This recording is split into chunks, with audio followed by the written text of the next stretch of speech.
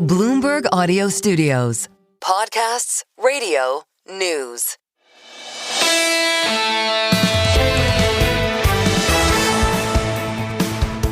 A single best idea on a huge economic day. Thank you. The revisions were just something. Scarlett Fu and I at 10 a.m. Doing that, dovetailing it around that key appointment. A worse number. You really wonder what the politics will be on that more than the jobs. I guess we're at 25 basis points for the Fed meeting. Some people alluding to 50 basis points. There's this CPI information coming out here this week that maybe will, once again, roil the markets. We'll have to see on that.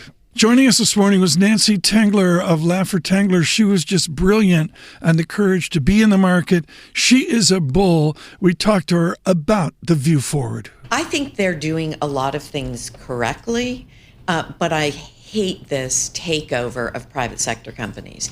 And Dr. Laffer's come out and said, well, if anyone can do it, it's President Trump. And that may well be, but I think it's bad precedent. And I think they're Right. overstepping the executive. Then respond to the gloom crew that says there'll be a jump condition where the smooth curves of our equity bullishness break. How do you invest given the shock potential of a Trump policy gone wrong?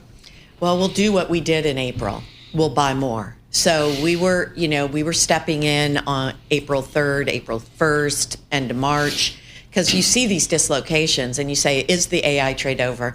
It isn't. I've heard so many people say, oh, well, there's that MIT study. Nobody's making money with AI. That is not what we're hearing from the companies on the conference calls. We're seeing margin expansion. We're seeing less hiring, which I think is a paradigm shift that is distorting things like the ISM manufacturing numbers. Nancy Tengler there with Laffer Tengler. We've done a little more municipal bonds now. All the pros are telling us price down, yield up, that municipal bonds are an uncommon value.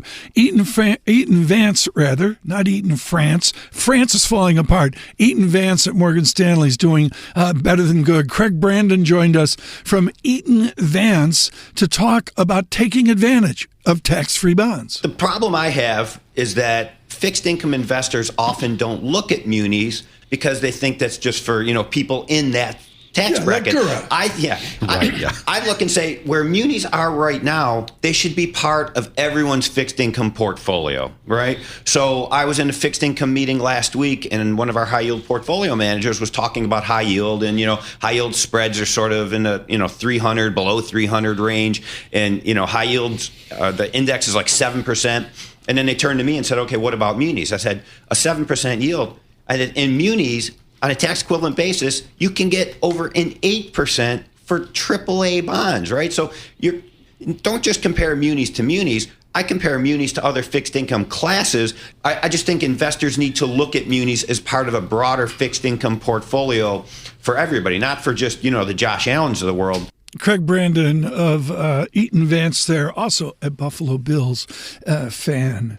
It's just simple. The podcasts are working. I had a meeting yesterday with our podcast people, the single best idea people, humbled by the growth that we're seeing across the nation and around the world with surveillance and what we're doing with podcasts.